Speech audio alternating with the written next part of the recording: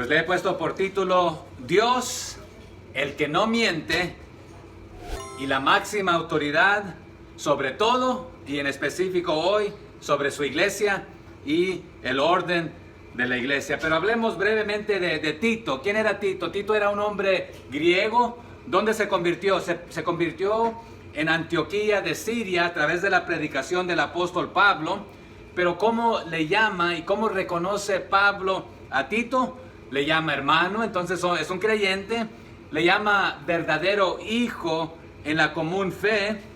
Y ahí se lo va a decir en Tito 1:4. A Tito, verdadero hijo en la común fe. Más tarde le va a llamar también compañero. Y más tarde también le va a llamar colaborador. Pero ¿en qué colaboró Tito con Pablo? ¿Y por qué le llama compañero, hermano, hijo en la fe? Y vamos a ver esto enseguida aquí.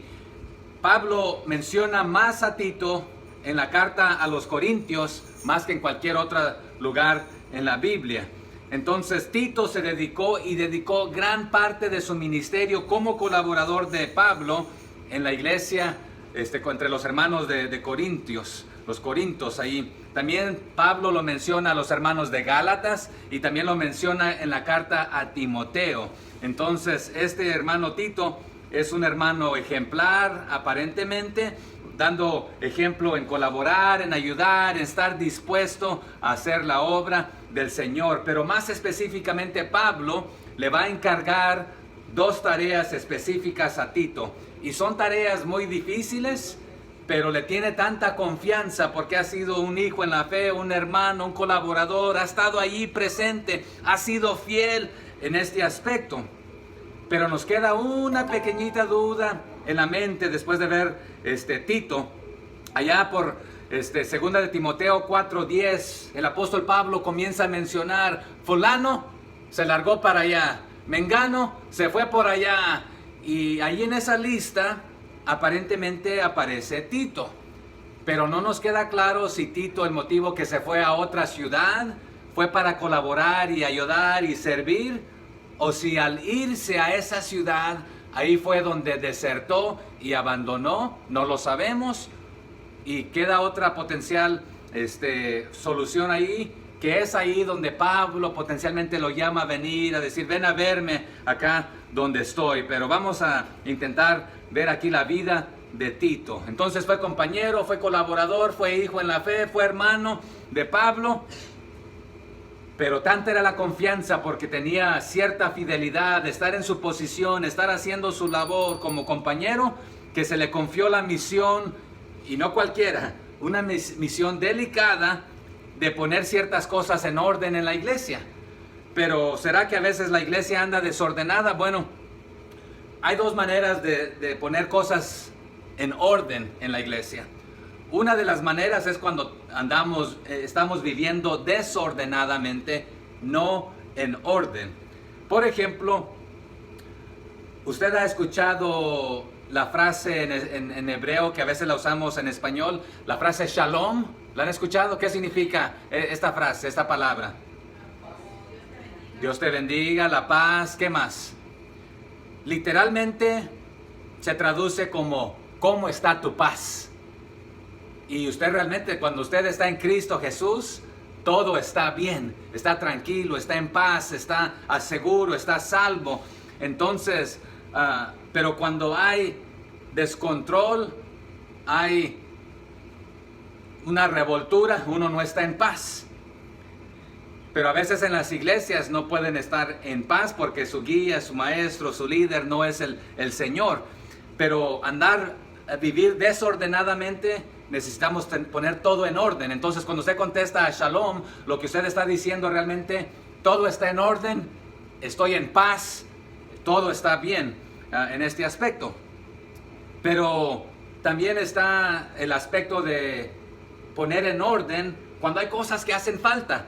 Y de este tipo de orden es lo que vamos a hablar aquí en la carta de Tito. Habían cosas que todavía faltaban por hacerse. Habían personas todavía que no habían madurado lo suficiente para estar en esas posiciones.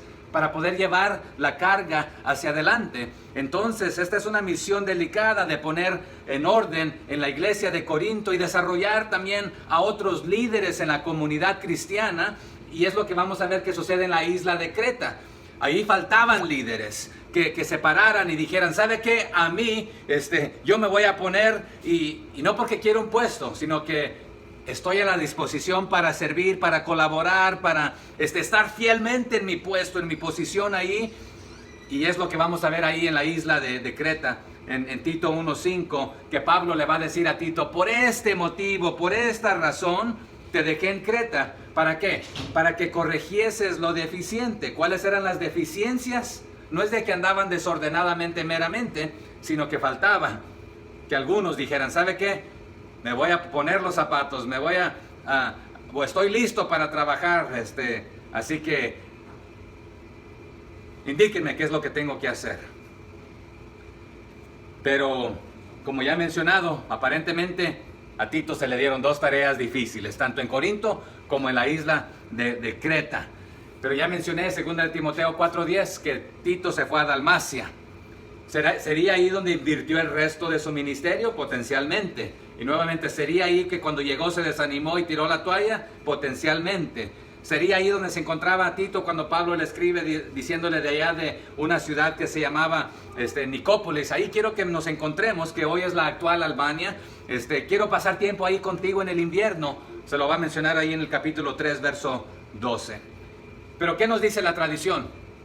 La tradición nos dice que Pablo, el apóstol Pablo, le envió esta carta de Tito a Tito cuando él se encontraba en Creta. Y si está en Creta, entonces no está ¿cómo es que les dije que se llamaba el lugar? Dalmacia o Dalmacia, ¿verdad? Que es mencionado allá en 2 Timoteo 4:10. Entonces, la tradición es de que Pablo le envió esta carta a Tito, Tito estando en la isla de Creta. ¿Y desde dónde se la mandó Pablo? Desde Macedonia. ¿Por manos de quién se la mandó? Bueno, potencialmente a través de las manos de Zenas o de Apolo. Si quiere ver ahí Tito 3:13, por ejemplo, solamente ahí para calentar un rato. Tito 3:13 dice, a Zenas, intérprete de la ley, y a Apolos, encamínales con solicitud, de modo que nada les falte. Entonces, uno de estos dos hermanos, o potencialmente los dos juntos, ahí le llevaron la carta a Tito. Y en esa misma carta le está diciendo, después de que estén ahí un rato contigo, mándalos de regreso y asegúrate que les das lo necesario, su ofrenda ahí para que no les haga falta nada, su morralito ahí con su lonche, hay un pancito o algo que se puedan llevar en el camino para que no tengan necesidad. ¿Cuándo le escribió esta carta Pablo a Timoteo? Potencialmente entre los años 63 y 67, ahí cuando Tito se hallaba en Creta. Así que listos para arrancar con el libro de Tito. Hoy solamente vamos a ver los primeros 4 versículos. Pero Pablo en un tiempo ya había visitado la isla de Creta con Tito y lo dejó allí para ministrar, para corregir. Pero ¿en qué momento se encontraba la isla de Creta? Bueno, en este momento la isla de Creta era un centro de entrenamiento para los soldados romanos. Ahí es donde los entrenaban. Así que había influencia pagana de todo índole, se derrochaban en esta isla.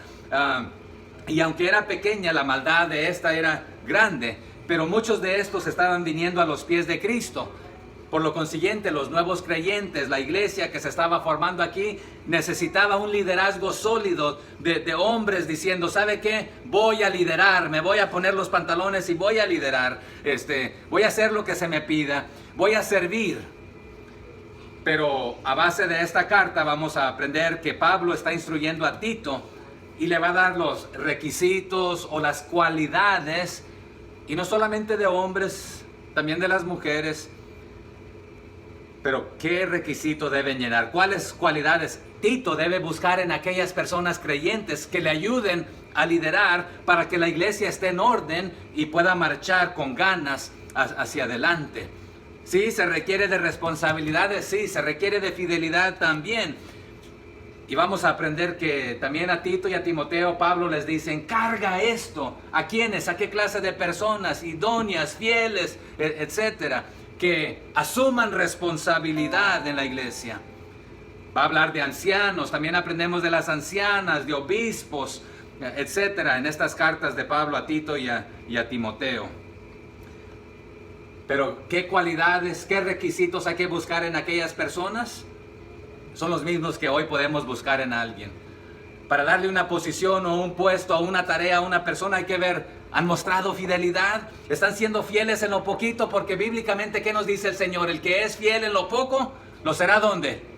En lo mucho, ¿verdad? En lo bastante. Y hemos visto esto anteriormente también en la carta de Pedro. Pero también va a decir, las personas que no llenan este requisito, a veces hay en la iglesia también este tipo de personas. Algunos de estos son contumaces, otros son habladores y otros de cosas vanas, otros son engañadores. Y le va a decir, mayormente los de la circuncisión, aquí en lugar de ayudar van a estar meneándole a la olla para enseñando mentiras, engañando. Se lo va a decir más tarde ahí en el capítulo 1. Entre estos hay falsos maestros. ¿Qué intentan y qué intenciones tienen con sus enseñanzas? No para edificar, no para que la iglesia esté en orden, sino que sus intenciones son de engañar. Sus enseñanzas son falsas. ¿Qué quieren hacer? Trastornar. A veces dice trastornan casas enteras. Ahí por el verso 11 lo va a decir. Dice, a los cuales es preciso tapar la boca, que trastornan casas enteras, enseñando, ¿cómo? Por ganancia deshonesta, lo que no conviene, ahí en el verso 11. Entonces, sí, primero busca quiénes son los fieles, a quién les vas a encargar ciertas tareas y responsabilidades. Estas son las cualidades y los requisitos. Pero también presta atención a los que dan mal ejemplo y los que lo hacen de una manera para ganancia propia. Sus intenciones son malévolas, no es de ayudar, no es de beneficiar, no es de que la iglesia marche. También Pablo ahí a Tito le va a citar, la isla de Creta era famosa por un montón de cosas, pero tenían mala fama. Y hay lugares hoy en día que tienen mala fama. De donde yo vengo, ha tenido mala fama.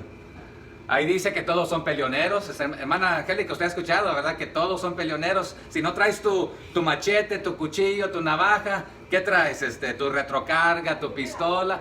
¿Cómo dice? Y groseros. Esa es la fama que nuestra comunidad ha tenido por mucho tiempo, lamentablemente. Y su cuerno de chivo, de todo. Maleantes. Bueno, la isla de Creta tenía una fama también. Y Pablo les va a citar uno de sus famosos, uno de sus poetas griegos, cretenses. Pero el motivo que otra vez Pablo le escribe a Tito, y por eso Tito tenía la experiencia de estar en Corinto, de estar en Creta, porque la influencia griega. Pero les va a citar a uno de sus griegos cretenses. Y él mismo, él siendo de ellos, él dijo, los cretenses, y lo va a decir ahí en el verso 12, uno de ellos, su propio profeta, se llamaba Epiménides. En el verso 12 les dice, uno de ellos, su propio profeta, dijo, ¿qué dijo? Los cretenses siempre ¿qué? Mentirosos, malas bestias, glotones, ociosos, etcétera, ¿verdad? Pero también ten cuidado de este aspecto, ¿verdad? Le va a decir Pablo a Tito ahí.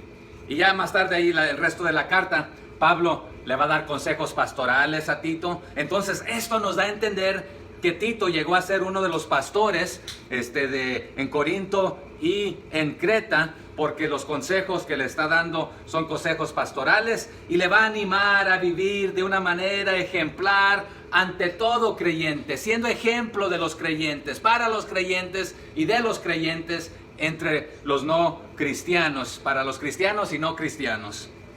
Y le va a animar a mantener la sana doctrina, a pararse firme por la verdad, porque está rodeado en un lugar donde abunda la mentira. Ya leímos el 12, siempre mentirosos. Pero esto va aún más allá, y es lo que vamos a explorar esta mañana. porque el resto de la carta va a tratar enseñanzas también sobre la justificación de la justicia, la salvación, justificados por medio de la fe, por la gracia de Dios. Va a hablar de la acción del Espíritu Santo. Va a exhortar Pablo a Tito a estar firme en gobernar la iglesia, en edificar la iglesia en lo espiritual, etc. Pero aquí en Creta veneraban a un dios, al dios Zeus. Él era el dios de dioses sobre los otros, los titanes, los diferentes dioses. Y no tenemos el tiempo para ir a ver la vida de Zeus. Pero esta vida de Zeus, él lo había obtenido todo a través de engaño. Tenía un montón de esposas. Es más, la historia secular cuenta que también, ¿se acuerda que vimos a Alejandro el Magno? Que él tuvo una hermana que se llamaba Europa, que de ahí sale el nombre Europa, como llamamos esa parte del continente, que se disfrazó como vaca o toro y que se la robó. O sea que tomaba este dios Zeus diferentes formas de animales, engañaba, se disfrazaba de diferentes cosas. A ese dios adoraban, a un dios mentiroso, engañador, mujeriego. Y vamos a ver ese contraste que Pablo le va a decir. Nuestro Dios no es como el Dios de ustedes. Nuestro Dios es verdad, Él es santo, no es mentiroso y engañador, Él es cumplidor de promesas. Y son algunos de los contrastes y comparaciones que veremos aquí. Así que arranquemos aquí con Tito 1, del 1 al 4. ¿Cómo comienza? Diciendo: Pablo, siervo, aquí es doulos, ¿verdad? Siervo de Dios y apóstol de Jesucristo, conforme a la fe de los escogidos de Dios y el conocimiento de la verdad, que es según la piedad. La primera palabra ahí del verso 1, Pablo. ¿Cómo se llamaba antes? Saulo. Y Dios, y aquí es muy importante porque Dios está usando a un hombre que Dios transformó de ser un maleante, de ser un matador, y lo convirtió de maleante y matador a misionero. Era un perseguidor de la iglesia y Dios lo convirtió, lo transformó en un pastor, en un predicador de su palabra. En lugar de alguien que perseguía, lo convirtió en predicador. ¿Pero por qué es importante esto? Bueno, nuevamente, aquí era importante porque en esta isla lo que predominaba era lo malo, el engaño, la mentira, lo negativo. Pero le está escribiendo un hombre que Dios lo está usando, que Dios lo sacó de aquí, de lo malo y lo negativo, y lo transformó a lo bueno, porque ellos se dejaban llevar por los dioses que eran engañadores, mentirosos, etc. Pero al contrario, nuestro Dios es un Dios de piedad, de verdad, de lo bueno, no miente. Tiene toda autoridad, aunque ellos miraban a Zeus como el Dios que tenía toda autoridad y soberano, pero se aprovechaba de su gente, de las mujeres, etc. Pero nuestro Dios es soberano, tiene toda autoridad, y en lugar de aprovecharse de alguien, era ayudar y servir. Pero dice ahí Pablo, ¿y cómo se describe Pablo a sí mismo? Siervo, siervo. Pero veamos esa palabra por un segundito, siervo. Usted y yo, esa palabra se puede traducir doulos, que se puede traducir siervo o esclavo. Y quiero decirle que usted y yo, todos nosotros, somos siervos o esclavos, escúcheme, involuntariamente o voluntariamente de alguien o de algo. A veces somos esclavos de lo material, de lo físico, del dinero. A veces somos esclavos del pecado y de Satanás. O podemos ser esclavos o siervos de Jesucristo voluntariamente, no a la fuerza, o siervos, discípulos, servidores de Dios. Pero aquí se especifica Pablo que no es siervo de cualquier cosa, no es siervo del pecado, no es siervo de la mentira, sino siervo ¿de quién? De Dios. Y me atrevo a decir, hermanos, que no hay título más honorífico que ser llamado no solamente hijo de Dios, sino siervo de Dios. ¿Cuál es la aclaración que quiero hacer aquí? ¿Todos somos creación de Dios? Sí. ¿Pero todos somos hijos de Dios? No. ¿Y todos somos siervos de Dios? No. Entonces, sí, todos somos creación de Dios. Ahí estamos unidos en todo. Pero Él te ha llamado, y si no has respondido, no puedes ser hijo de Dios.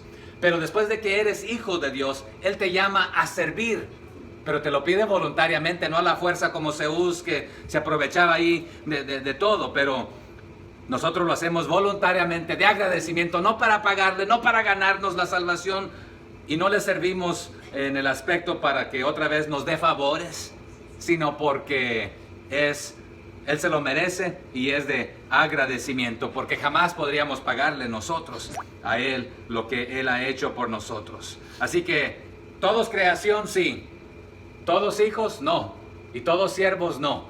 Pero que esa sea la progresión. Siendo todos creación, respondamos al llamado de ser hijos, que Él nos invita, nos ofrece el perdón, su gracia, su misericordia, y luego también aceptémoslo como nuestro Señor, no solamente como nuestro Salvador. Por eso decimos que Él sea el Señor, el Salvador y Señor de tu vida, porque puede ser tu Salvador, puede ser hijo, pero podemos ser hijos desobedientes, contumaces, rebeldes, andando desordenadamente, no teniendo todo en orden. Pero cuando le obedecemos, somos hijos y siervos también. Así que Pablo se describe aquí como dulo, siervo, pero esta palabra va más allá. Literalmente está diciendo, le pertenezco a Dios. Él es mi amo, Él es mi todo. Y también más tarde va a decir ahí en el verso 1, y apóstol de Jesucristo. O sea que no solamente le pertenezco, pero porque le pertenezco a Dios, también he sido enviado. Estoy siendo obediente a Jesucristo, porque Él me envió, por lo consiguiente voy a obedecer.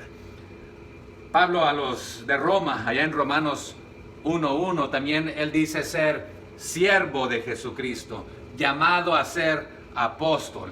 Y aquí también va de la mano, siervo de Dios y apóstol de Jesucristo. Le pertenezco a Él y soy enviado por Él, pero con un propósito específico, para Él, por Él, para su honra y su gloria, y todo para Él. No para yo exaltarme el cuello, yo soy apóstol, aquí no, o yo soy el enviado, no, sino que se está sometiendo a la autoridad de su amo, de su Señor. ¿Y a qué se dedicó Pablo después de convertirse al cristianismo, que el Señor lo encontró? A servir, a obedecer a su llamado y ser obediente hasta el punto de morir, siguiendo el ejemplo de Cristo, que Cristo fue obediente hasta la muerte. ¿Y muerte de qué? De cruz. Y Pablo también hasta lo último ahí siendo obediente. Por eso pudo decir, imítame a mí como yo imito a Cristo. Pregunta, hermanos, ¿cómo estamos obedeciendo? ¿Cómo estamos siguiendo las pisadas de nuestro Señor, de nuestro amo, que nos ha enviado? No solamente nos adoptó haciéndonos sus hijos. Estamos dedicados con toda devoción, con todas ganas, con todas las fuerzas, con todo los recursos que Él ha puesto en nuestras manos. Sí, dice el verso 1 que también somos ahí escogidos, elegidos. Leámoslo nuevamente. Pablo, siervo de Dios y apóstol de Jesucristo. Pero no soy hijo de Dios o siervo de Dios y apóstol de Jesucristo porque simplemente así me plació yo ponerme un título de apóstol, no. Sino todo esto es conforme a la fe de los escogidos de Dios y el conocimiento de la verdad, que es según la piedad. En otras palabras, todo esto depende del Señor, proviene del Señor. Sí, Él nos llamó y Él nos llama, hay que responder a su llamado. Pero aquí los escogidos, no es de que nuevamente nomás me escogió a mí, te escogió a ti no, tú no le caíste bien, tú no, tú eres chusma, no. Sino que aquí escogidos está hablando a los que están en el escogido, en el elegido, en Cristo. Esta es la iglesia compuesta por los diferentes creyentes que han respondido positivamente al llamado. Así que los escogidos. Pablo también cuando le escribe a Timoteo, si quiere ir conmigo ahí unas paginitas hacia atrás, dice que hay que hacerlo todo por amor y aún hasta sufrir toda cosa por amor a los escogidos. Hay que soportarlo. Ahí en 2 Timoteo 2:10. Una o dos paginitas hacia atrás. ¿Qué le dice Pablo a Timoteo? Por tanto, todo lo soporto por amor de ¿quiénes? De los escogidos, para que ellos también obtengan la salvación que es en Cristo Jesús con gloria eterna. Entonces, y si quiere otra cita, vaya ya a Colosenses 3:12, otras paginitas hacia atrás. Pablo escribiendo a la iglesia de Colosas, en Colosenses 3:12, ¿a qué se le invita a los cristianos a hacer? Vestíos pues como escogidos de Dios, santos y amados. ¿De qué cosa? De entrañable misericordia, de benignidad, de humildad, de mansedumbre, de paciencia. Entonces, ¿de qué se trata esta elección? Bueno, el creyente o la creación, Dios amó al mundo y Dios a través de su palabra, a través de su evangelio, está llamando a todo aquel que escucha, pero no todos van a responder positivamente. Entonces aquí la elección tiene su fundamento en Cristo, el estar en Él, el elegido por la voluntad de Dios, porque Él así le plació desde la eternidad que a través de Cristo usted y yo pudiésemos ser salvos. Vaya allí a 2 de Timoteo 1:9, que también ahí nos ayuda a aclarar esto. 2 de Timoteo 1:9, ¿qué dice? Ayúdenme, léanlo conmigo. Quien nos salvó y nos llamó ¿cómo? Con llamamiento santo, no conforme a nuestras obras, sino como según el propósito suyo y la gracia que nos fue dada en Cristo Jesús. ¿Cuándo? Antes de los tiempos de los siglos. Y ahí más tarde el 10 dirá, pero que ahora ha sido manifestada por la aparición de nuestro Salvador Jesucristo, el cual quitó la muerte y sacó a luz la vida y la inmortalidad por el Evangelio. Entonces, en este aspecto, a Dios le plació salvarnos y llamarnos con llamamiento santo. Y se acuerdan que Él nos ha llamado de las tinieblas para su luz admirable, con un propósito de anunciar sus verdades, sus virtudes. Pero nos llamó y algunos hemos respondido positivamente, otros hemos respondido negativamente. Y mientras lo continúe rechazando, usted no ha respondido al llamado. Pablo a los romanos, si lo quiere leer más tarde, en Romanos 8, 30 y 33, Pablo les dice, y a los que predestinó, a estos también llamó, y a los que llamó, a estos también justificó, y a los que justificó, a estos también glorificó. Pues ¿qué diremos a esto? Dice Pablo. Si Dios es por nosotros, ¿quién contra nosotros? Y ahí le continúa diciendo a los de Roma, el que no escatimó ni a su propio Hijo, sino que lo entregó por todos nosotros, ¿cómo no nos dará también con esto Él todas las cosas? Y luego les hace una pregunta, ¿quién pues acusará a los escogidos de Dios? Si es Dios quien justifica. Entonces, en este aspecto, cuando hemos sido justificados, estamos siendo santificados, Él nos va a glorificar. Pero ya nos dijo, ¿verdad? Él primero predestinó. Él predestinó que a través de Jesucristo seríamos salvos, a través del llamamiento de su evangelio. Y dice, y a los que llamó, y a los que responden positivamente a este llamamiento, ¿qué les va a hacer? Los va a justificar.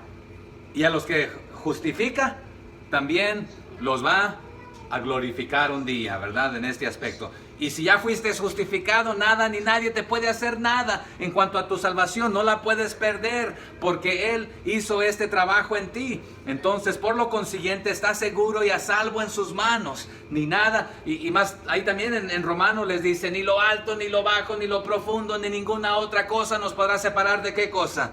Del amor de Cristo, ¿verdad?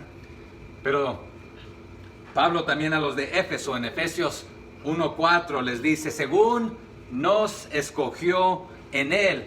¿Cuándo? Antes de la fundación del mundo. ¿Para qué? Para que fuésemos santos y sin mancha delante de Él. Pero entonces por eso podemos ser nosotros, ahora en acorde aquí a Tito 1:1, podemos ser escogidos de Dios. Pero es a través de la fe, escogidos de Dios. Entonces ahí está la progresión nuevamente. Todos somos creación de Dios, pero Él te llama. Si tú respondes, eres un escogido de Dios. Y al ser un escogido de Dios, necesitas convertirte en un siervo de Dios. No a la fuerza, sino voluntariamente. No para pagarle, sino para su honra y su gloria. Y que Él reciba todo en este aspecto. Pero la última parte ahí del verso 1 de Tito 1:1. Pablo, siervo de Dios y apóstol de Jesucristo, conforme a la fe de los escogidos de Dios. ¿Y qué dice ahí? Y el conocimiento de qué cosa? De la verdad, que es según la piedad. Y aquí está un contraste o varios contrastes muy importantes. Este es el conocimiento de la verdad. Ustedes los cretenses, el conocimiento que abunda ahí es la mentira. Pero asegúrense que este conocimiento de la verdad es según la piedad, lo pío, lo bueno, lo positivo. ¿Cuál es lo opuesto de pío? Impío, lo malo. Pero el dios Zeus de esta isla de los cretenses y de muchos griegos era nuevamente un mentiroso, mujeriego, aprovechador. Sí, supuestamente acorde de ellos era soberano, pero todo conforme a la impiedad, lo malo, la mentira. Pero usted y yo sabemos quién es el padre de la mentira realmente. ¿Quién? Satanás. Juan 8:44 por ahí nos dice, ¿verdad? Vosotros sois de vuestro padre el diablo, ¿verdad? Que ha sido no solamente mentiroso, homicida, porque sabemos que la Biblia nos dice que Él vino a hacer ¿qué cosa aquí? A matar, robar, destruir. Pero según los cretenses y la historia, el Dios de los cretenses era todo esto. Mentiroso, malévolo. Pero aquí es conforme a la verdad, el conocimiento de la verdad. Y Pablo les está diciendo, estamos aquí para promover la verdad, el pleno conocimiento de la verdad cristiana, del Señor, de Jesús. No promover la mentira de Zeus. Y hablando de la verdad, Pablo también a los de Éfeso, en Efesios 1:13 les dice, en Él también vosotros, habiendo oído la palabra de verdad, el evangelio de vuestra salvación, y habiendo creído en Él, fuisteis sellados con el Espíritu Santo de la promesa, porque es a través de esta verdad. Jesús dijo, hablando a su Padre Celestial en Juan 17:17, santifícalos en tu verdad. Tu palabra es verdad. Así que esta verdad es según la piedad, lo que pertenece a lo bueno, a la piedad. Lo opuesto nuevamente al conocimiento que tiene objeto de desviarte de la verdad, llevarte hacia el error. Ve ahí mismo Tito 1:11. Ya lo leímos, pero vale la pena recalcarlo. Tito 1:11, a los cuales es preciso tapar la boca, porque ¿qué hacen?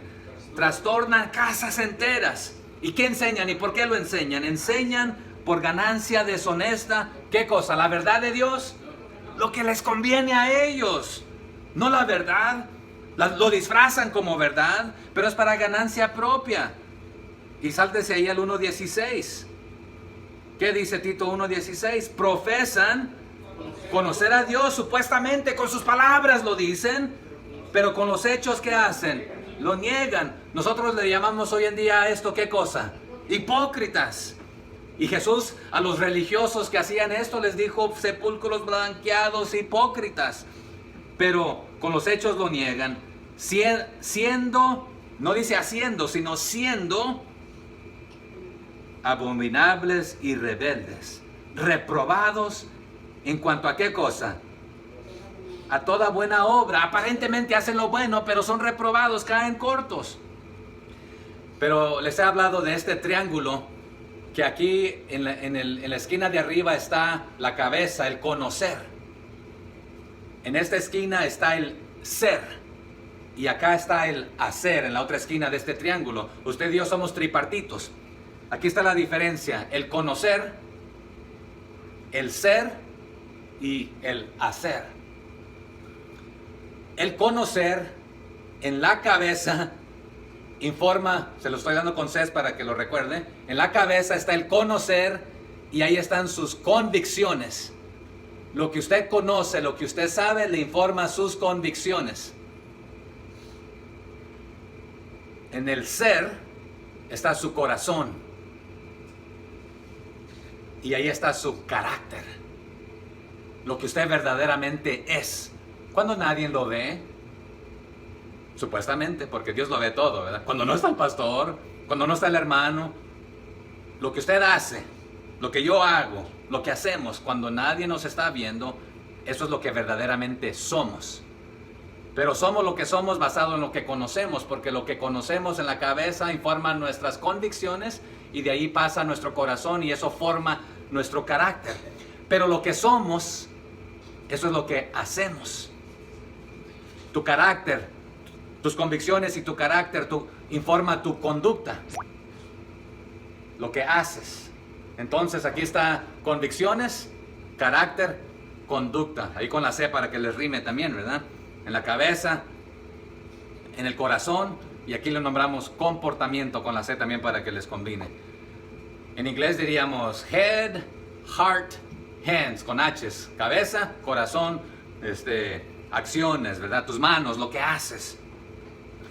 Pero Pablo también, no solamente a Tito, sino a Timoteo, allá en 1 Timoteo 6:3 le va a decir, si alguno enseña otra cosa que no se conforma a las sanas palabras de nuestro Señor Jesucristo y a la doctrina que es conforme a la piedad, pues va mal.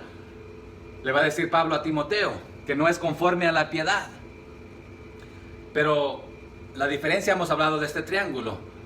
Si usted hace cosas sin conocer la palabra del Señor, va a ser herejías, va a ser cosas que no son bíblicas, van a aparentar correctas, pero no lo son, porque usted no conoce la palabra del Señor. Puede estar haciendo cosas para Dios supuestamente, pero están erróneas porque usted no conoce la palabra del Señor. Hay que escudriñar la palabra del Señor, porque en ella encontramos ¿qué cosa? La verdad, la vida eterna. Pero aquí está un detalle. Yo, ustedes, cualquiera de ustedes se puede pasar a la plataforma y hablar, y aún puede hablar cosas bíblicas. Pero escúcheme aquí. Podemos tener el conocimiento bíblico, pero si este mismo no ha transformado nuestro ser, lo que somos, nuestro corazón, entonces también somos hipócritas. Yo les puedo decir aquí, no mientan, no roben, no. ¿Eso es bíblico, hermanos? Pero si yo estoy mintiendo, estoy robando, entonces no estoy viviendo lo que predico. Entonces también entramos en error ahí. Puedo conocer, pero si no soy y no hago, hay mal. Pero si usted no conoce y hace, está mal, porque no conoce lo que realmente se va a sacar algo de la manga y va a parecer bíblico, va a sonar bonito, pero hay que conocer bien la palabra del Señor, enseñar lo correcto, conforme a la piedad. Y esta palabra de piedad se va a utilizar bastante por Pablo, la usa en sus epístolas y más en las epístolas pastorales, y esta es a la de Tito y a Timoteo mayormente. Pero nuevamente esta información es importante para poder combatir las creencias, las ideologías, las huecas, viejas fábulas. Le van a mencionar Pablo a Timoteo, lo que conduce a la impiedad. Es más, es lo que le dice en 2 de Timoteo 2:16, mas evita las profanas y vanas palabrerías. ¿Por qué? ¿A dónde conducen estas? Porque más y más, dice 2 de Timoteo 2:16, conducen a la impiedad, no a lo pío, no a la piedad, sino a la impiedad. Entonces es importante conocer para poder ser y para poder hacer. Porque ya sabemos también que es pecado que el que sabe hacer el bien y no lo hace porque no le impactó, no lo transformó. ¿Qué estamos haciendo ahí entonces? Pecando, ¿verdad? Pero sepan que este llamamiento mío de ser siervo, de ser apóstol, de ser hijo de Dios, no lo he agarrado, no he llegado a este puesto por hacer engaño, por mover ciertas piezas, porque eso era lo que se hacía, movía ciertas piezas supuestamente a través de engaño para obtener lo que él quería. Pero esto es basado en el conocimiento de la verdad, de lo bueno que proviene de Dios. Entonces, el pleno conocimiento de la verdad absoluta. No de la verdad que hoy en día se habla en algunos círculos universitarios o seculares, que, esa es tu verdad. Mi verdad es que a mí me gusta el helado de vainilla. Si a ti te gusta el chocolate, pues esa es tu verdad. No, ahí estamos hablando de preferencias, no de verdades. Una verdad absoluta puede ser, por ejemplo, la gravedad. No importa de qué trasfondo vengas, de qué raza vengas, de dónde naciste, estés en el planeta o fuera del planeta, la gravedad afecta a todos. No me importa que no la aceptes, que no la veas, que no creas en la gravedad. Lánzate de un edificio y vas a ver qué te sucede. No importa de qué color, cuánto dinero tengas, no tengas, de qué prestigiosa sea tu familia o qué tan pobre. Esa es una verdad absoluta. Dios la creó, el Dios de las verdades absolutas. Pero hoy en día te intercambian la palabra verdad absoluta por preferencias. Y esos son gustos, de que te gusta el chocolate o la vainilla. Para ti eso de creer en verdades anticuadas en un libro anticuado, esa es tu verdad. Mi verdad es de que no hay Dios, dicen algunos. O yo no tengo que tener una fe como una, ¿cómo se llaman esas cosas? Muletas para que me ayude. Pero la realidad es de que esta persona también tiene un conjunto de ideas que las hace pasar por verdad, pero no son la verdadera verdad, la verdad de Dios. Y Jesús por eso dijo, yo soy la verdad, yo soy el camino, yo soy la vida. Esas son tres verdades absolutas en cuanto al único y verdadero Dios. Así que Pablo está diciendo aquí, yo como su súbdito del Dios de verdad, de quien emana todo, enviado apóstol de Jesucristo, tengo una tarea importante de proclamar la verdad contra la mentira de Zeus, el Dios de este siglo, que tiene entenebrecido y vendado los ojos de las personas. Y Dios me ha llamado a anunciarles y proclamarles la verdad que les va a abrir los ojos. Esta luz los va a ofender al inicio, pero los va a sacar de las tinieblas a la luz admirable, como escogidos, aprendiendo, escuchando el llamado de Dios y respondiendo positivamente a esta verdad según la piedad. Pablo le dio un consejo a Timoteo, si lo quiere ir a leer conmigo ahí unas paginitas hacia atrás, en el 3:15 al 16. Le anima a varias cosas. 1 Timoteo 3:15 al 16, ¿qué dice? Para que si tardo, sepas cómo debes conducirte. ¿Dónde? En la casa de Dios, que es la iglesia ¿de quién? Del Dios viviente, columna y baluarte de la verdad. Y 1 Timoteo 3:16, ¿qué dice? E indiscutiblemente grande es el misterio ¿de qué? De la piedad. Dios fue manifestado en carne, justificado en el Espíritu, visto de los ángeles, predicado a los gentiles, creído en el mundo, recibido arriba en gloria. Así que si me tardo, si me atraso, ya sabes cómo conducirte en la casa de Dios, en la iglesia del Dios viviente. No de un Dios muerto, mentiroso como era Zeus, sino del Dios viviente, columna y baluarte de la verdad. Y ahí menciona también a los ángeles. ¿Sabía que usted y yo tenemos una ventaja o varias ventajas sobre los ángeles? Por ejemplo, también tenemos un cántico de agradecimiento a nuestro Padre Celestial porque hizo algo por nosotros que los ángeles no pueden cantar. Sí, cantan santo, santo, santo y las huestes, pero tenemos varias ventajas. Pero bueno, también tenemos este privilegio y oportunidad de proclamar las virtudes del Señor. Pero ya me quedé ahí demasiado en el 1:1. Vamos al 1:2 de Tito, por favor. En la esperanza de la vida eterna. Y aquí están los contrastes que le recalca. La cual Dios, que no miente, o sea, en comparación a Zeus, prometió desde antes del principio de los siglos. Porque eso es importante, la esperanza de vida eterna. Esta esperanza es la seguridad de la vida eterna prometida por Dios, y esta es a la que usted y yo respondemos a su llamado y somos sus escogidos. Pero dice con la esperanza de la vida eterna. Aquí descansa nuestra fe, nuestro todo para esta vida eterna. Así que ¿cuál es el objeto de la fe de los elegidos y el conocimiento de la verdad aquí? ¿Cuál es nuestra base? ¿Sobre qué descansa toda esta esperanza de la vida eterna? sobre él. Pero ¿desde cuándo lo tenía ya preparado en acorde a este? Antes del principio de los siglos. Pero si usted lee la historia de Zeus, es un poco loca. Y no tengo el tiempo ni aún para resumírsela, pero por ahí que había unas guerras y él se convirtió en este líder, y que por ahí una chiva, una cabra, lo amamantó y se convirtió en uno de los dioses. ¿Prefiere creer en este Dios que se convierte en un Dios mentiroso, malévolo, o en el Dios que desde el fundamento y antes que nos dice ahí, antes del principio de los siglos? O sea que en el creador del tiempo, espacio y materia. Ya hemos hablado de esto brevemente, que el Dios tripartito creó. ¿Qué dice Génesis 1:1? ¿Quién de los niños nos lo cita ahí normalmente? Creo que era Michelle, ¿verdad? Que siempre nos decía Génesis 1:1, ¿verdad? En el principio. Ese es tiempo. ¿Quién creó el tiempo? Dios.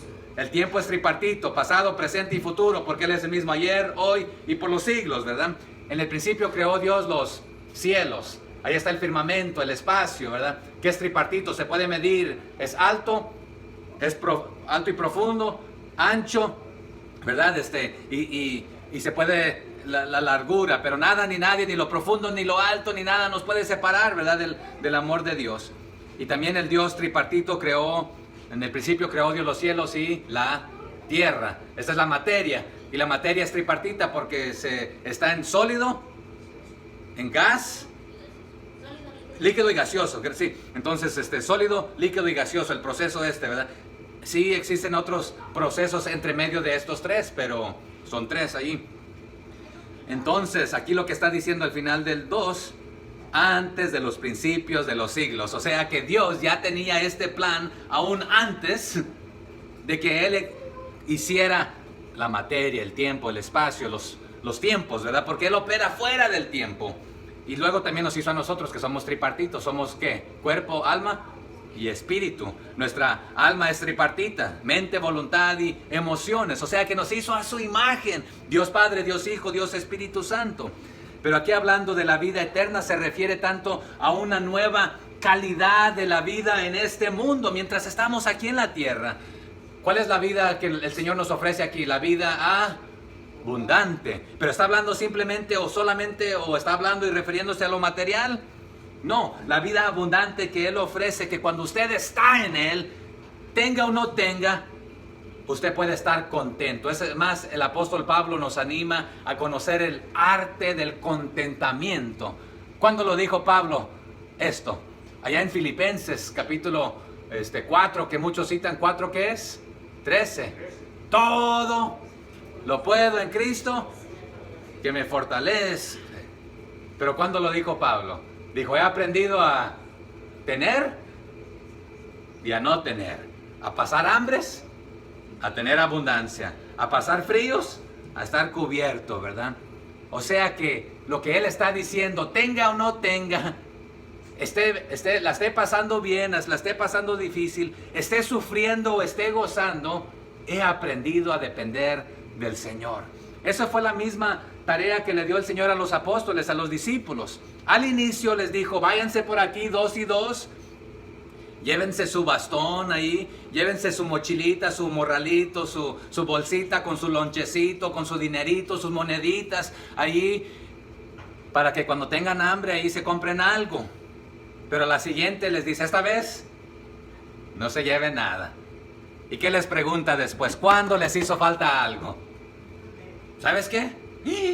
No nos hizo falta nada en ninguna de las dos ocasiones. Lo que les está enseñando ahí es, aprendamos a depender del Señor en todo.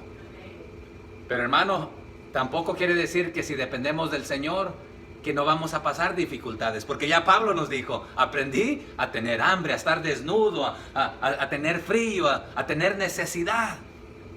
Y es más, a veces cuando tenía necesidad ni les pedí, les dice, ¿verdad?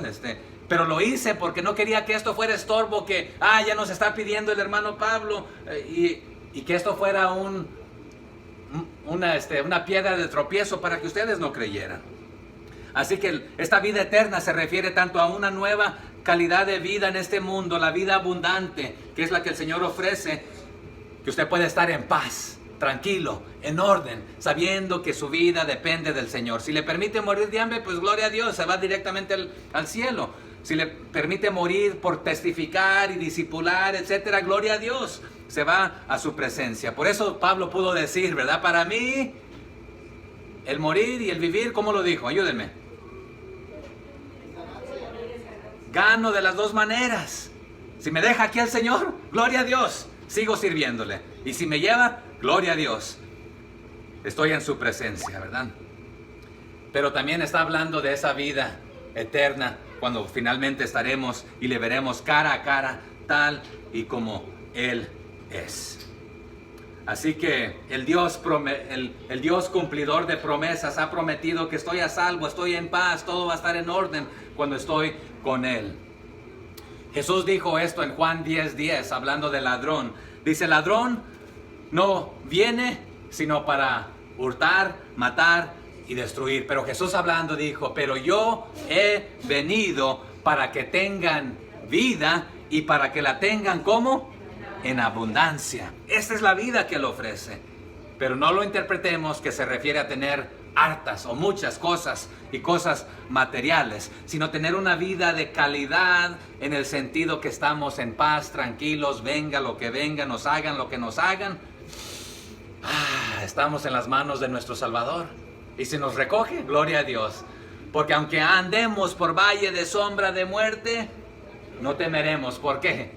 Porque tu vara, tu cayado, tu presencia está con nosotros. Y la promesa es que mientras estamos en obediencia a Él, también Él promete su presencia con nosotros. Así que, ¿cuál es la tarea de Pablo? El motivo de él existir. De proclamar el Evangelio. De predicar las buenas nuevas. Para que los que la escuchan respondan al llamado apropiadamente. Pero hay un problema, no todos van a responder positivamente. Pero eso no nos concierne a nosotros. Ese es el trabajo del Espíritu Santo que exhorta, que redarguye, que convence a las personas del pecado. Pero nosotros debemos presentarles la verdad, predicarles la verdad.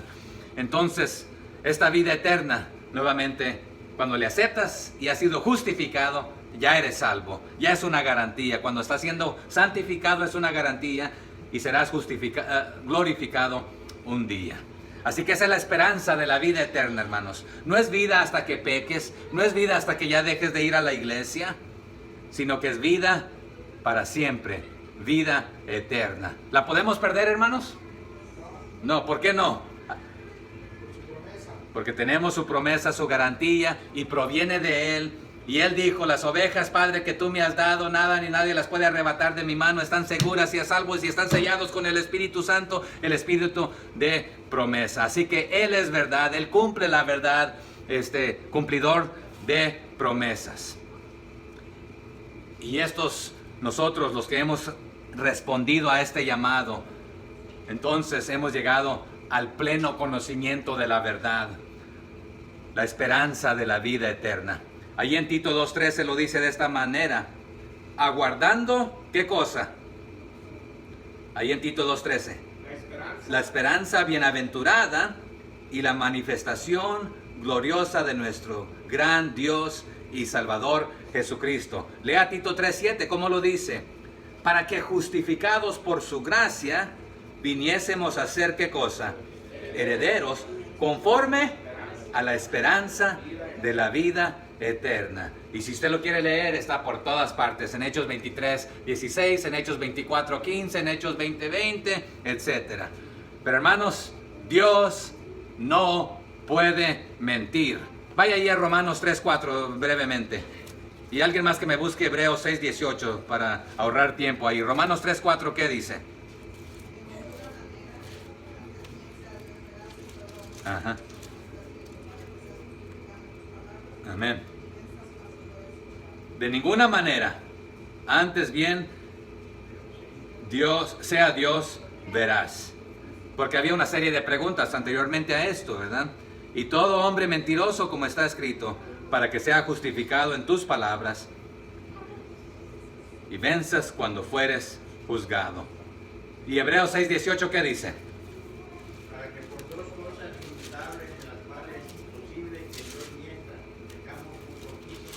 Ujú.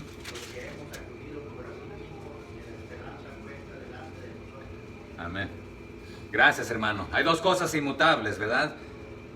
En las cuales es imposible que Dios mienta. O sea que, aunque quisiera, no puede, porque su esencia es verdad, Él es verdad. Por eso Jesús dijo, ¿verdad? Yo soy el camino, yo soy la verdad. No dijo yo contengo, ¿verdad? Y aquí hay una aclaración también para la palabra de Dios. La Biblia no contiene la verdad, sino que la Biblia es la verdad, porque es la palabra de Dios. Él es verdad. Y a veces decimos que contiene verdad porque tiene otros apuntes ahí, algunas notas y algunos comentarios en algunas traducciones, pero en referencia a la palabra de Dios es la verdad, porque proviene de Él y es de Él y Él es la verdad. Y estas promesas las hizo desde antes de los tiempos de los siglos. Esta expresión nuevamente, ¿verdad? Él ya tenía una solución. Ya sabía que tenía que darnos, así como nos creó con libre albedrío. Pero muchos retan esto, de que como Dios, un Dios amoroso y santo y puede permitir tantas cosas malas. Es que si no nos hace con libre albedrío, prácticamente seríamos robots, preprogramados para hacer todo lo bueno, no desviarnos a ningún lugar, pero no conociéramos el amor, el perdón, la gracia, la misericordia, la bondad, nada de esto, porque ya estaríamos programados para hacer aquello que se nos ha programado hacer. No sabríamos distinguir entre el bien y el mal, porque ya preprogramados. Entonces, por lo consiguiente, tiene que existir las posibilidades de hacer lo malo para que puedan existir las posibilidades de hacer el bien. Pero sabía que necesitaríamos ya un Salvador, un perdón para poder ser salvos, pero desde allá ya tenía un plan redentor. Y desde Génesis vemos este plan redentor en marcha, buscándonos, queriendo redimirnos, rescatarnos, pero muchos continuamos ignorándole, corriendo de esto.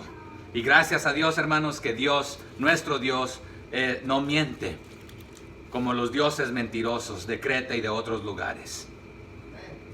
Así que Pablo aquí está recalcándoles y subrayando esto de que en Dios se puede confiar, hermanos, en nuestro Dios, no en Zeus, sino que en Dios, porque Él es cumplidor de promesas, no miente, tiene planes desde los propósitos eternos, arraigados en sus promesas de nuestro Dios que no miente. Entonces, de esta perspectiva eterna, Él lo puede ver todo, hacia atrás, el presente, el futuro. Por eso Él es el creador del tiempo en este aspecto. Pero, nuevamente, aparentemente en Creta la mentira era algo tan común. Pero, hermanos, también tengamos cuidados que hoy en nuestros tiempos, ya les he dado la estadística. ¿Se acuerdan que un cristiano común y corriente, aproximadamente cuántas mentiritas se avienta ahí al día? Unas 30 mínimo, ¿verdad? Usted dijo 5 y usted dijo 70, hermano. Ahí está el promedio, Algunos nos aventamos más. Es que son mentiritas blanquitas, ¿verdad? Decimos, ¿verdad? Y aún hasta los hombres de Dios, a veces aquí los encontramos en la Biblia. Ese es otro motivo que sabemos que la Biblia no fue un invento del hombre, porque si fuese invento del hombre, nos queremos pintar bien, perfectos, poner el mejor pie, el pie derecho, como se dice en inglés, primero, para que dar buenas impresiones. Pero aquí en la Biblia los hombres y las mujeres de Dios están pintadas con sus errores y horrores, y aún con sus pecados que cometieron, las mentiras que se aventaron algunos de ellos, ¿verdad? En este aspecto. Pero nuestro Dios es fiel, firme, cumplidor de promesa, pero por lo consiguiente debemos conducirnos con honestidad, honorablemente, basado en la piedad, porque somos hijos de Dios. Efesios 5:1, como hijitos amados debemos imitarlo a Él. Si Él es amor, amamos; si Él perdona, perdonamos; si Él es misericordioso, tenemos misericordia. Pero como sus hijos podemos confiar en nuestro Padre Celestial. Verso 3. Y a su debido tiempo manifestó su palabra por medio de la predicación que me fue encomendada por mandato de Dios nuestro Salvador. Aquí a su debido tiempo, el tiempo propicio, en contraste aquí a los tiempos eternos del verso 2 mencionados. O sea que es el tiempo de la proclamación del mensaje de Dios. Allá en Primera de Timoteo 2:6, creo que ya lo leímos, y si no, pues ahí si lo quiere leer, Primera de Timoteo 2:6, ¿qué dice?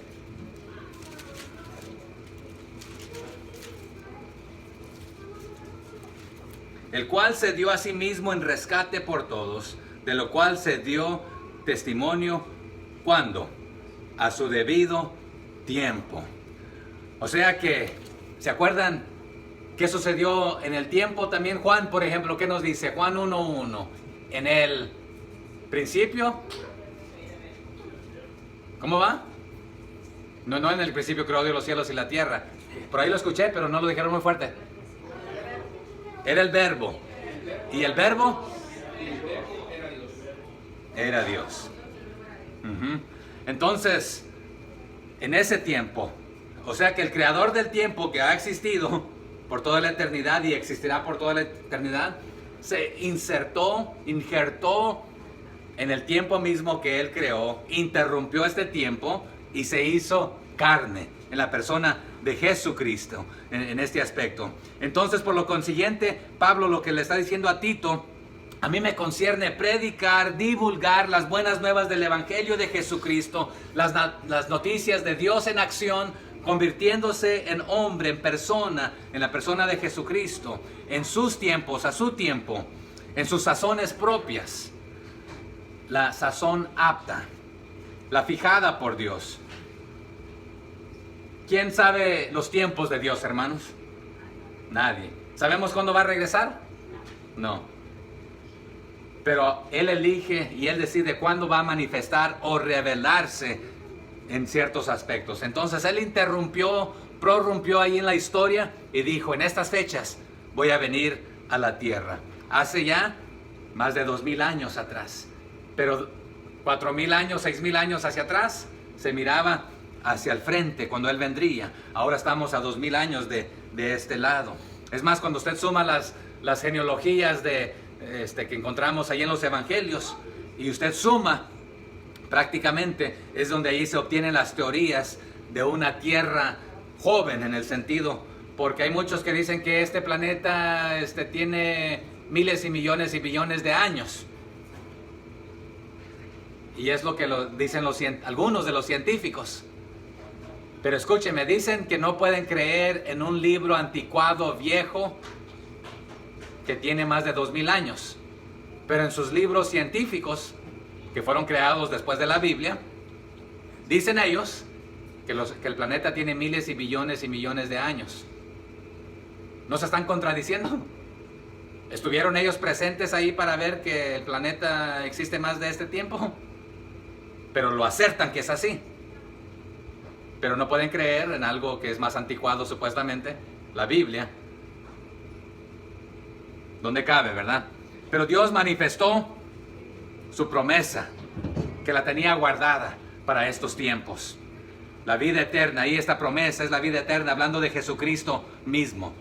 En Juan 5:24 dice: de cierto os digo, que el que oye mi palabra y cree en el que me envió, tiene vida eterna, y no vendrá a condenación, sino que ha pasado ¿de dónde?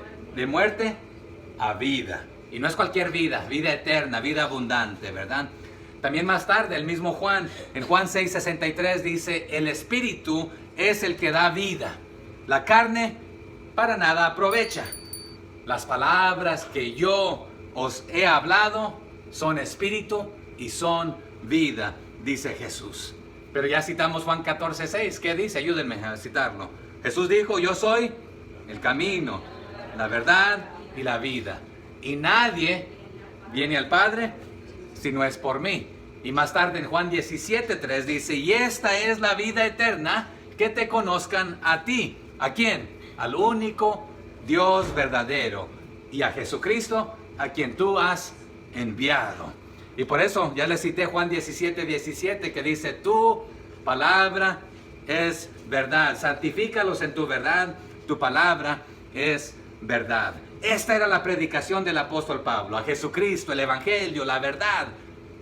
Y se entiende nuevamente que Dios se humanó, el verbo, la acción. Dios en acción se hizo carne.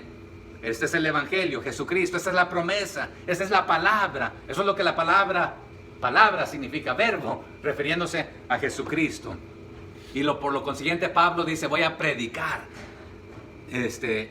voy a proclamar el Evangelio. Se me ha encomendado esta gran tarea de predicar. Y por eso Pablo a Tito ahora le dice también a ti, y pon a otros también, que también continúen esta tarea de predicación. Ese es el vehículo, el transporte del mensaje para que llegue a todos los oídos, a todos los corazones, en su idioma, en su lenguaje. Y sabemos cómo termina Apocalipsis, que un día de todo pueblo, de toda tribu, de toda lengua, de toda nación, pero necesitan escuchar el Evangelio, necesitan escuchar la verdad absoluta, que solamente hay un Dios que los ama, que los puede perdonar, los puede rescatar si se arrepienten. Así que este es mi mandamiento, esta es mi tarea y me concierne hacerlo. También ahí en primera de Timoteo 1:1 les dice algo similar, ¿verdad? Pablo a Tito. ¿Cómo le dice ahí en primera de Timoteo 1:1? Pablo, apóstol de Jesucristo, por mandato de Dios, nuestro Salvador, y del Señor Jesucristo, nuestra esperanza. O sea que este es mi mandato, esta es mi tarea. No solamente soy creación, sino que ahora soy hijo de Dios. Él es mi amo y soy enviado, soy apóstol, así que soy siervo, soy esclavo de Él. Se me ha impuesto esta necesidad, lo dijo de otras maneras en otros lugares. Pero ¿qué está haciendo Pablo también aparte de predicar el Evangelio? Está poniendo la divinidad de Dios como soberano, como cumplidor de promesa, como el estándar de la verdad, porque de Él proviene y emana la verdad. Él es verdad. Entonces Él puede ser nuestro Salvador, puede ser tu Salvador. Y no tenemos tiempo para ir a ver todos esos textos que nos afirman esta verdad de Él. Pero está en Judas 1:25, en Lucas 1:47, el salmista, Isaías, los profetas, a través de toda la Biblia. Es una sola historia de redención, de este plan redentor, de redimir a todos los pueblos, que se había dado allá en Génesis capítulo 12, que a través de la descendencia de Abraham, la simiente, la semilla, serían benditas, ¿quiénes? Todas las familias de la tierra. Y es toda familia aquella que lo acepta y no rechaza esto. Sí, la salvación y este evangelio es para todos, pero no todos lo recibirán. Pero a su debido tiempo, en su propia estación se puede traducir. Es más, lo que está diciendo, Dios tiene sus propias estaciones, sus propios tiempos. Él no opera en nuestros tiempos. Sus planes son otros también. Opera en otro nivel, en otro plano. La mejor manera que se pueda describir es potencialmente de esta manera. Si por aquí está una hoja de papel, vamos a ver. Esta hoja de papel, si la pongo en este púlpito, está plana. Y si usted y yo fuéramos planos, dice un astrofísico, lo describe de esta manera, y una pareja están planas, como de una dimensión solamente puedes ver hacia horizontalmente. Y se pueden ver el uno al otro, lo que está a su alrededor. Pero Dios está tan cerca de ti. Pero como no estás viendo en la dirección correcta, te está buscando, te está llamando, pero tú solamente estás buscándolo en las cosas equivocadas. Pero se reveló y se manifestó que también vino a nuestro propio mundo para que le conociéramos y poder traernos este mensaje. Y es la tarea que el Padre le dio, que el Hijo le dio a los apóstoles, a los discípulos, y que se nos sigue dando a nosotros. Y por lo consiguiente ahora también a nosotros se nos ha encomendado, según el mandamiento de Dios, de nuestro Salvador Jesucristo, que se le dio directamente a Pablo, directamente a los apóstoles y discípulos. Y algunos se quedan ahí, esa tarea de ir y hacer discípulos se lo dio a los discípulos originales, sí, pero también va para nosotros. Pero no se queda solamente ahí. ¿Cuántas veces se lo recalcó Dios directamente a Pablo? Por ejemplo, en camino a Damasco, se le apareció. También se le apareció en el templo de Jerusalén. ¿Se acuerdan cuando iba llevado Pablo en un barco y ahí casi perdían la vida? ¿Quién se le apareció ahí? El mismo Señor. Ten ánimo, nadie va a morir. Y él dijo, el ángel del Señor ha estado conmigo, ¿verdad? Y ha dicho esto, que no va a haber pérdidas de vida. Pero una tras otra vez, Saulo, Saulo, ¿por qué me persigues? ¿Quién eres, Señor? Ay. Pero le recalcó, sí, le voy a enseñar lo que es sufrir por mi causa.